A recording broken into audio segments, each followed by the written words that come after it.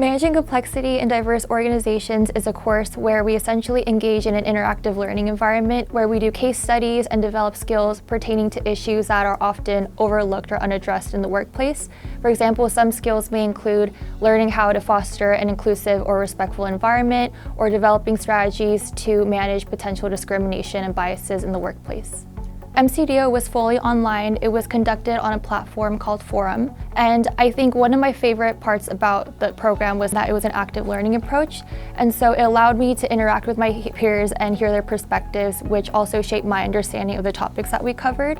The whole structure of the class was to have everyone's voices be heard. Our professors would randomly call on students, and at the end of the day, everyone would have a say in what we were discussing. I'm an introvert, so I tend to not be very outspoken. I kind of like to be in the back of the room and hear my thoughts. Encouraged to speak out in the moment really pushed me to break out of the barriers that I was normally used to.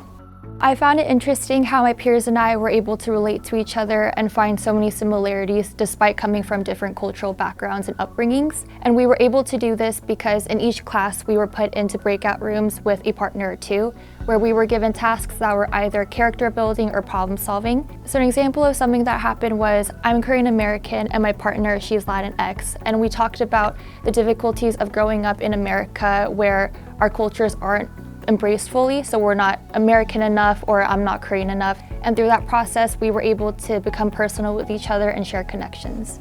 It influences me to be more open-minded in that PR is such a global context. It's not specifically tailored to one specific country. So being able to speak the language of different people, not just literally, but also in a cultural context.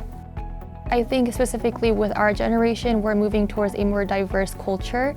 And so it's really important to implement those characteristics into the industries that we're going into.